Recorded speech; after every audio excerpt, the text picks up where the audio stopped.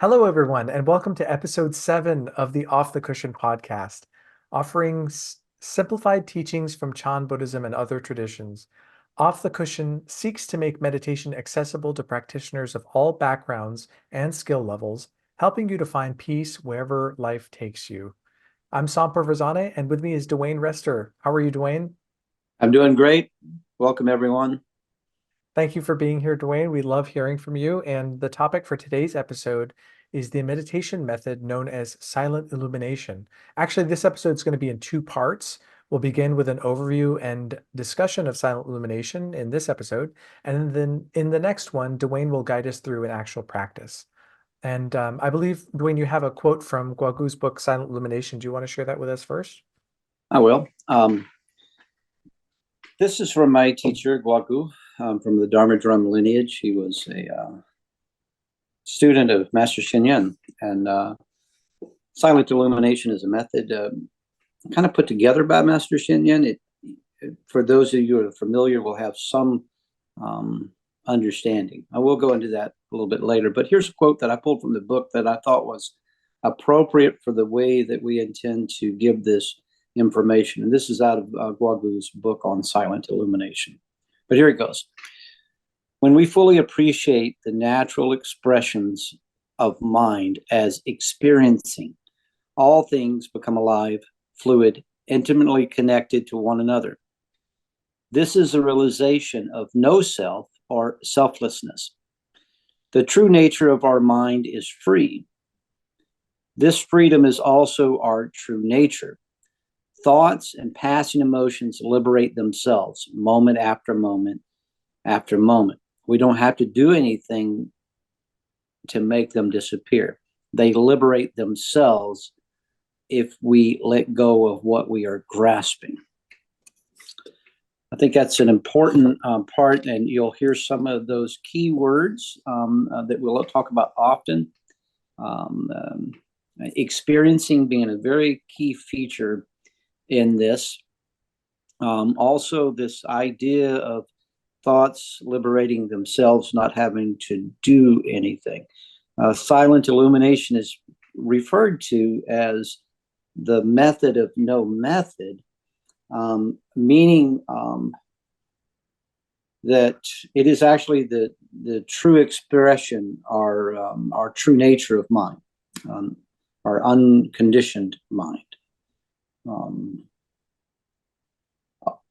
You could also, the word selflessness is in here, or not self.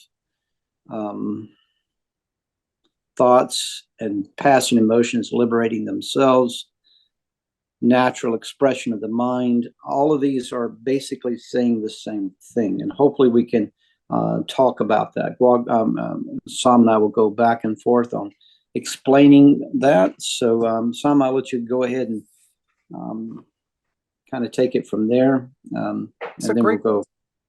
It's a great quotation to pull because the entire path is right there in those few sentences, essentially. And so we've talked about this before, Dwayne, outside of the podcast, that the purpose of this podcast is to give people things that they can work with and helpfully and help them in understanding how to put their practice into daily life. So we won't do like this whole like hour-long historical overview of what silent illumination is or the anything about the deep theory about it. It's more about how to practice it and put it into your life. Yeah. But I just wanted to offer like a 30-second framing of how we can think about it if it were coming to it for the first time. And so this is pulled. I'll link all of these Guagu's book and these articles in the description for this podcast, this episode. This small piece is just distilled from an article that I wrote for Lion's Roar. That it's just a couple of paragraphs that will help us kind of like frame silent illumination as a practice. And some people might know silent illumination from its Japanese name, which is Mokso, which is it's actually a Japanese approximation of the Chinese Mo Shao, which translates to silent illumination, a term that was popularized in the 12th century during the Song Dynasty period in mainland China.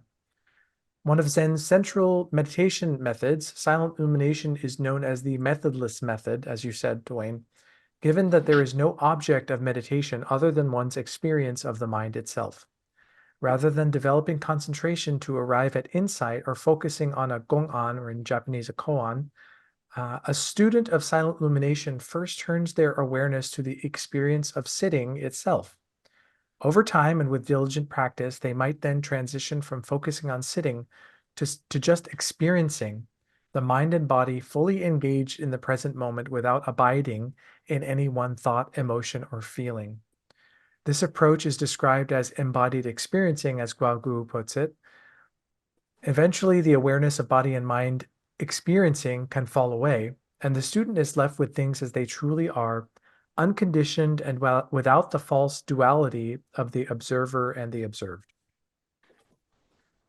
So that's kind of the way that I think about and talk about silent illumination. Not that it's the best way, but certainly the key phrases that you mentioned are prevalent in any practice of silent illumination that seeks to start to strip away the layers of the discursive mind that wants to think and describe and label and put things in boxes and categories. And the practice itself is less about some sort of conceptual realization or holding our mind on an image or a thought or a concept as in other meditation methods, including in Chan when we're doing other type of meditations. Silent illumination is more about aligning the mind, aligning our awareness with its true reality, which is non-abiding, effortless, non-conceptual, and just experiencing the present moment, and as Guagu calls it, the freshness of every moment, unfiltered, without having to put things in boxes or conceptualize them. Just being present and being um, uncontrived is another good word. Mm-hmm, mm-hmm. You know, the word silent, the two words silent and illumination, also those two words point to it. If you it is a little conceptual, but That's true. silent actually refers to non-conceptuality. No overviews of self, ideas, um, conceptualizations, opinions. So when we talk about silence, it's not about dullness, but is about complete openness. Now, and I guess I'll talk about this a little bit. Maybe we can segue from just the wording itself. But silence is the absence of all ideas, opinions, conceptions, whatever functions in the mind, opinions, descriptives, narratives. So if you were without that, you could be that way by being dead, but we're active, and that's where the illumination comes in. Meaning, and illumination can be a little tricky, but if you think about it, illumination like a bright light that's uninhibited, or say like a mirror. Guagu is often, and many people have often used this idea of an image of a mirror, that there's no permanent fixed etched image in a mirror. It just reflects. Right. Exactly. So that non-image, non-damage to the screen of the mirror itself, that would be silence, because there's nothing that is adding to the reflection. And so the reflection would be like the illumination. It's just reflecting back, or is a reflection. And in this case, we also use the word experiencing. And so to non-conceptually, non-conditionally reflect on what is. It might be another way of parsing it out. Sounds simple. Sounds simple. in essence it is. And so I mean, in that way you could have there's really no method. Well, how do you do that? Well, you don't have self present. In Chan we use the word self to describe all of the stuff of conceptualization narratives, but sometimes we repeatedly describe what that is like, just because it's really hard. Even instinct, that is still reflections of self. I'm hungry, I'm tired. Those are still reflections of a self. Those are still, they might be felt, they may be real, but they're still a level of self. And so when we're talking about silence, there is none of that. That's why it's not like, well, okay, yeah, I got silent illumination down, I'm good to go. No, we can have moments of silent illumination. This is the other thing, is if we glorify it too much, it may feel like, well, one day I might practice silent illumination. Well, if we're able to experience something, we'll do this in the sitting meditation, even between, well, I was alert, but I really had no thoughts between this one and that one. And there was a couple of moments that went by right there. That's silent illumination. Mm-hmm. Um, and so you can experience silent illumination. Um, awakening from silent, awakening by silent illumination is where you're more or less all the time very much practicing silent illumination. You're there all the time, or at least when the self does kind of rear its head, you know it right then and there. It's Absolutely. not an hour later, a minute later, a day later. You know it right then and there. And so that is even part of the silent illumination, because you're non-conceptual. You're just experiencing. Oh well, damn self, but you noticed it. Boom. Yes, I just want to throw that in. What do you think? I So, totally agree. The some key things about what you're describing is that silent illumination is more like a poetic descriptor for the natural state of our mind, which is why it's a methodless method. It's not like I'm going to sit down and I say, okay, I'm doing silent illumination. If I if that concept arises, I'm most certainly not practicing silent illumination, even though the natural state of my mind is silent illumination. So it might be helpful to like think of an example. Um, when you guide us through this practice in the next episode, we'll most likely relax our body from head to toe and make sure that we're grounded and calm. And then we'll start focusing on the experience of the present moment. For some people, that's feeling the rise and fall of the chest. For other people, it's feeling the sit bones connected to the floor, the groundedness. For others, it might just be in a very Japanese style, just focusing on sitting and with the mind and body sitting. And the idea is not to get so wrapped up in the meditation method and the feeling of the body or what have you. It's just to reorient the mind that wants to wander, to think about, conceptualize, to describe what we're going to have for dinner, or to be angry about what happened to us before we got to the meditation cushion. And to gently bring the mind back just to the present moment, experiencing whatever is happening right then and there. And I like the word alignment a lot. Align our minds with its natural resting state, which is just free flowing, not so concerned about me, I, my all the time. Just being present with whatever's happening in the present moment. Even that is not silent illumination, the way that we think about it as a descriptor for the mind, because the self, this sort of perception that we carry with us all the time, that I'm the center of the universe and I'm angry at this and I'm good at this and I'm bad at that and I don't like this person and I do like this food. Those things are subtle undercurrents that are still present even when we're meditating. So I like to think of silent illumination practice as actually cultivating a disposition towards being comfortable with or present with the experience of the present moment at all times. so that when I get off my cushion and I go to work, I'm driving, I go shopping, I go about my day, I'm reinforcing that disposition by being present with whoever I'm talking to, by being present with whatever situation I'm trying to solve. I'm not so conceptual, um, putting boxes around people or ideas or subjects, and instead just being present with what's going on right in that moment. That cultivation of that disposition of just being present and bringing silent illumination into my daily life.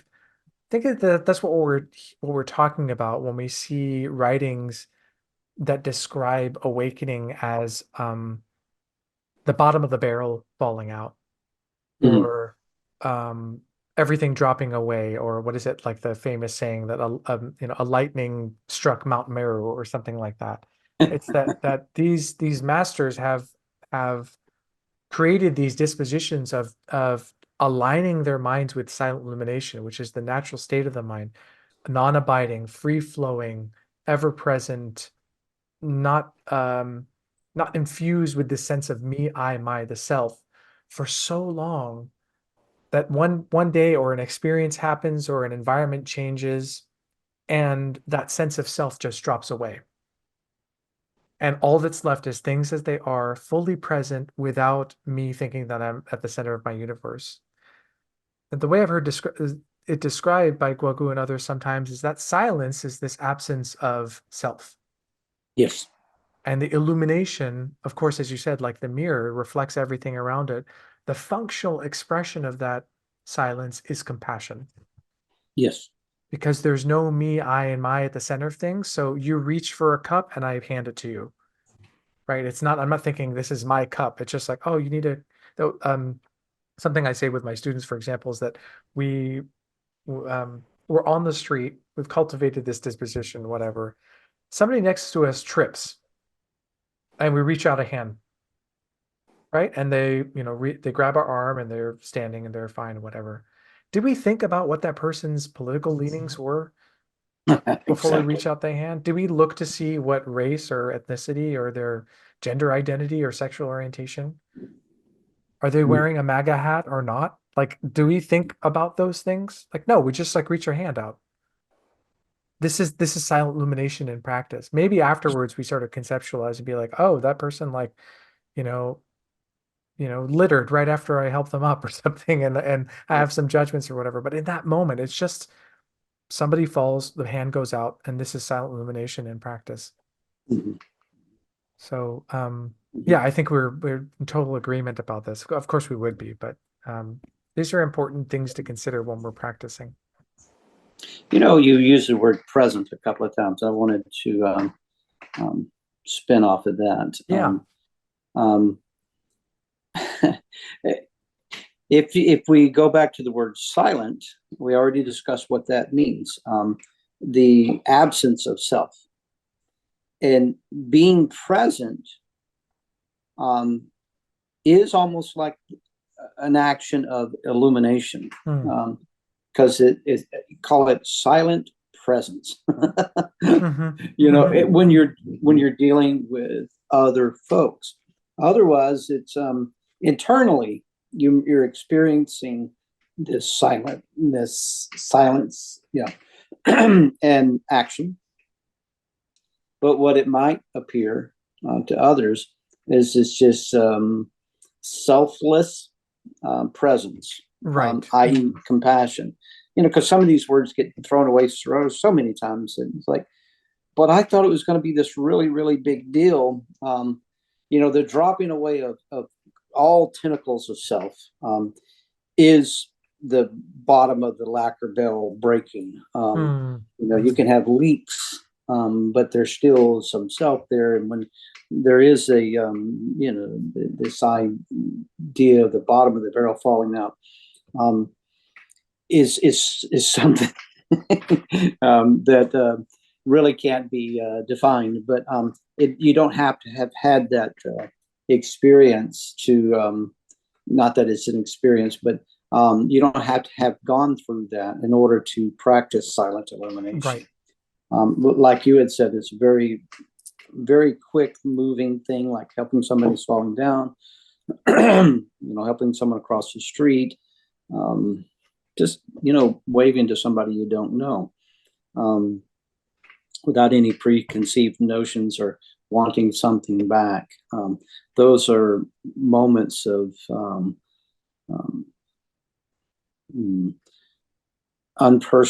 silent reactions to people, silent presence, the I like action that. of compassion. Yeah. Let me ask you something, uh, Hmm. if I may. So the term silent illumination, it's traced back to these two historical figures that you and I discuss a lot, probably will come up again. Yeah, Hongzhi, being the proponent of silent illumination, and his contemporary Dahui, who was a proponent of Gong'an or koans, Hmm. actually, it's it's said that, I don't know how apocryphal this is, but it said that he used the term silent illumination as almost like a pejorative Hmm. against Hongzhi and the people that studied Hmm. with Hongzhi, saying that like this silent illumination practice, it's basically they weren't doing anything. They were Right. sitting there doing nothing. And I know Hmm. that they were friends, and they actually, over time, I don't think they were so much in terms of opponents. So there's a lot of history around that. But there is a kernel of truth when it comes to silent illumination in terms of its practice, that many of us, when we first come to it, or even if we've been practicing for a long time, we might think of silent illumination as like sitting on the cushion and pushing everything out, and like having absolute silence. So even when we're going about the world, we're uh, thinking of ourselves as more removed, and not participating in situations, sort of like an apathy. Or I think that Hmm. the phrase that they use in Chan is getting stuck in the cave in the dark, the ghost cave in the dark side of the mountain. Right. How would you describe the practice of silent illumination in opposition to that? Like, Okay. how would you caution practitioners how to not do that? Well, it's a good point, and I can understand how, if like Dawei might have been talking to some of Hangzhi's students, and it's like, no, no, no, no, no, that's not it, and quite possibly what they are doing is, I guess we have a more contemporary term, and we call it brain dead, or the dark side of the cave, kind of thing. Is like, it's not about, well, what it is about is being, the mind is very alert, completely on, being able to reflect anything that the senses pull in through eye, ear, nose, tongue, body, mind. But imagine that you're pulling in this information, or this information is being transposed in your brain network, and you're completely alert and aware of all of these things that are happening. Like if you're to look at Sam's background or my background, um, if you notice that the mind then begins to compare, contrast, why did he do this? Why did he do that? I wanted to be over here, I wanted to be over there. And the mind gets pulled 1,000 miles away from just looking at an image. Hmm. That pulling away is not silence. Mm. Oh, that's great. Uh, that's conceptualization, that's conditioning. So, can you observe something through the sense gates, to include thought, even the mental activity, without adding on to it? Because when you add on to it, that is not illumination, that is conceptualization. So being able to engage all of our sense gates, eye, ear, nose, tongue, body, and then thought, process, mind, without adding to it. So being able to bring in all these things, silence. Illumination means nothing added to it.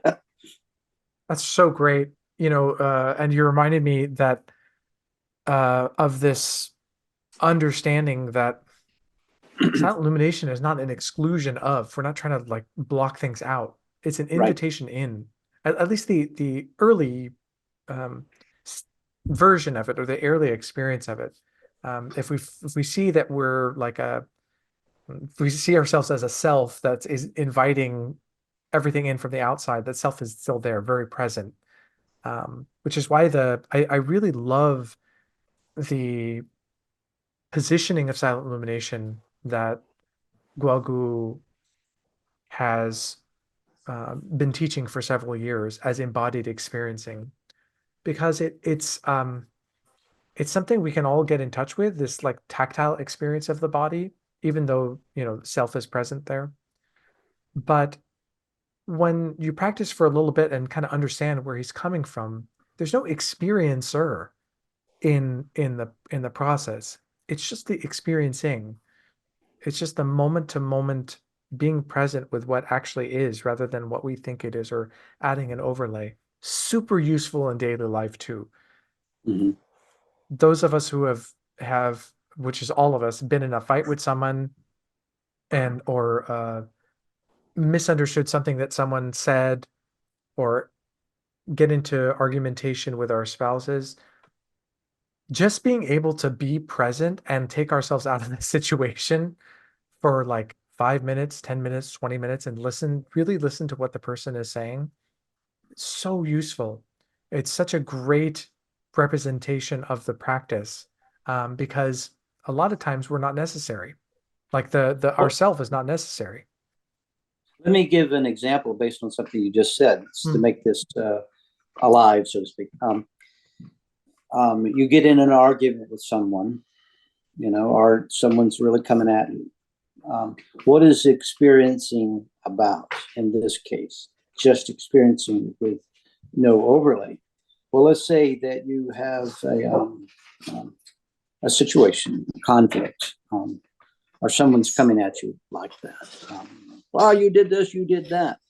The experiencing portion, the silence is at that point is to just hear what they've said, and then the experiencing, the embodied experiencing at this point is one you embodied simply by hearing and seeing, because you see the person. The experiencing it is like you might feel this rise in the body of tension, or heart rate, or blood pressure changing. This is why we so much talk about relaxation of the body, being in tune with the body. We'll talk about that a little bit more, I suppose. But if you notice not only a mental reaction, but also a physical reaction, so physio psychological reaction, that is something you can experience, as opposed to just automatically doing it. And then, 4 hours later, oh, well, that's conceptually experiencing. That's not embodied mm, experience, and that's mental experiencing. So at that point, being able to notice the physiological components of that moment. And so that would be a way of practicing silent illumination right then and there. Is one is you're just listening, active listening, so to speak. The other is then watching for the telltale signs of a psychophysiological response. Boom, right there. You have an opportunity to actually practice embodied experience. So it's not just hearing. Yeah, you got to hear, and yes, you got to see, but particularly on ones that are difficult, like conflict. Notice all some of this stuff is like if you're looking at Sam's background or my background, then we may have some thought process carrying on, and we can experience that, but mentally. And maybe there's even a physiological response to, oh, the nice beach scene. It's so cold here. Like in my background, it's the mountains. It could be cold. And you might actually have a physiological response. So those are pretty subtle. And those kind of experiences are really the more advanced you get, if you can use that word, with your practice. Okay, fine. But when someone cuts you off in traffic, or something like that, notice notice okay, this was kind of dangerous, and my body and my mind responded with like, you want you do that, blah blah blah, because really what we might have been responding to is a fear response, a danger response. But the more we're in tune with our body, we can just notice like, whoa, thank you for that experience, I Yeah. just noticed it, you know. um, Now, when we do our sitting practice, it's going to be more down to just sitting. But this is, you had mentioned about just daily life stuff. So perhaps I'm using the right word, our psychophysiological responses to things. That is something that can be experienced. Doesn't mean it has to be followed. You just notice it because it's probably there. It's really good. And I'm moved to mention also the the relationship between silent illumination and this word that is a great one, but also has taken a buzzwordy connotation to it, which is mindfulness. Yes. Mindfulness being, obviously popularized by Thich Nhat Hanh and others in a very beautiful way, and also has been separated from Chan or Zen meditation to do things like mindfulness meditation at work, which is fine, but also there's corporate some issues with like corporate greed and wanting people to, basically do mindfulness meditation so they can work more. Um, Right. but this idea of mindfulness often is it's not synonymous with silent illumination, but there are some connecting pieces there if we practice it in the right way. Mm-hmm. Mm-hmm. The classic example, often romanticized, is that when we're washing dishes, we should just be washing the dishes. Now, that makes sense. It makes sense for us to, rather than just eat like we're um, uh, have no consciousness about where the food came from, or we just want to stuff food in our mouth. Eat with appreciation for the people that made it, for the people that harvested it, for the people that will clean it up afterwards, for the food itself, and really taste the food and enjoy the company that we're in. Washing dishes, feeling the soap on our hands, the warm water, the ceramics of the dishes, the glass of the containers, and etc. Certainly, that's a great practice for our concentration and just being present and aligning ourselves with silent illumination. But the key difference is that um, what we're doing is not attempting to generate this one-off sort of like romantic experience. We're just like, oh, I'm so zen because I'm like washing the dishes and I'm focusing on washing the dishes. This is like a practice. Mm-hmm. This Mm-hmm. is this is your what Guogu calls 1 minute Chan, right? This is your moment to divest yourself of all of the other nonsense that's going on through our minds throughout the rest of the day and just align ourselves with what our minds want, like are want to do, because that's what minds do. They just do silent illumination. They just are present, Right. non-abiding, and just experiencing the present moment as it happens, moment after moment.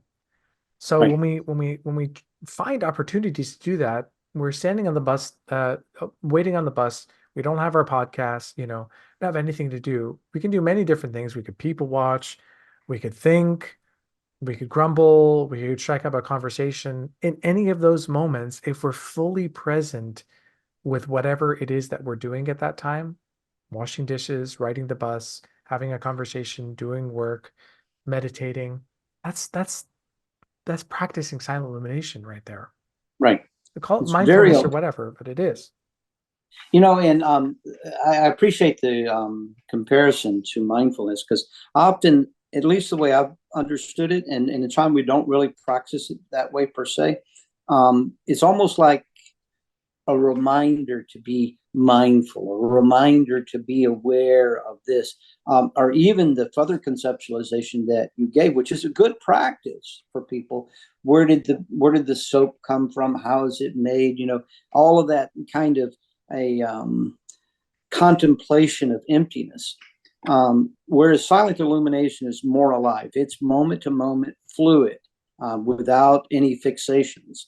So that's really different in a sense from mindfulness, because mindfulness, there is kind of this overlay to remind yourself to be mindful of all the interconnectedness, the interbeing, and all of it, which is really a lot of internalization, mental internalization, which can get very, very busy, which honestly is the root of hanging on to self anyway. It's conceptual, but to be You're more embodied with the senses of the body. I'm standing, waiting on the bus. I feel my feet on the ground, and you don't have to say that, of course, you just feel it. And just that contact sensation. Number 23 bus comes by. I'm waiting for the number 35 bus. I check the schedule. Yeah, we're still on track. That's it. That's silent illumination. You don't have to remind yourself to be appreciative of the bus driver or anything like that. Nothing wrong with it. But that's a little bit of how I think it would be different. Silent illumination is a very Zen or Chan practice. It is just right bare bones. I feel myself standing. I'm waiting for the number 35 bus. That's the 23 bus. Verify the schedule. Yeah, I got here early. Fantastic. I'm going to people watch and just watch people walk. That's it. That's a great illustration. And I have the sense that that's actually how Thich Nhat Hanh taught mindfulness. Probably so, because he was a Zen man. Yeah, absolutely. And the other forms of mindfulness, I think, strike me more as being observational, like watching yourself do things, or being present with observing what's happening, which is fine. It's a great practice, and we should all do that to know ourselves better, know how our mind works, and just be more aware in general. Just want to make the distinction that silent illumination in general is not that, does not have the same observing quality, because it reinforces this idea of the subject observing the object, and that's something that Exactly. we're trying to dissociate from. Very good. Very good. Exactly. Yes. Good. Mm-hmm. Perhaps we'll leave it there. I think we've talked quite a lot about it, and then we can get into the actual practice of it in the next episode. So is there anything else you wanted to share, or would you like to share the Let me quote just again? read that quote Great. again, and then, because again, if you wanted to type in silent illumination on YouTube, Guagu has done 100 videos on it that and his talk with other Zen and Chan masters, comparing and analysis. If you really want to get into all that, but just remember, it's the mind is clear and you're just experiencing, and then you're good.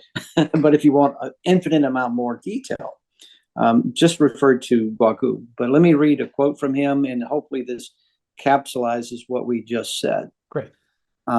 When we fully appreciate the natural expression of mind as experiencing, all things become alive, fluid, intimately connected to one another. This is a realization of no self or selflessness. The true nature of our mind is free. This freedom is also our true nature. Thoughts and passing emotions liberate themselves moment after moment after moment. We don't have to do anything to make them disappear. They liberate themselves if we let go of what we're grasping. Wonderful. Thank you. Thank you, Dwayne. And thank you, everyone, so much for tuning in to the Off the Cushion podcast. Please be sure to like and subscribe for more. And you can leave us a comment or question, or send us an email at offthecushionpodcast@gmail.com. Thank you, Dwayne. Thank you. Bye, everyone. We'll see you all next time.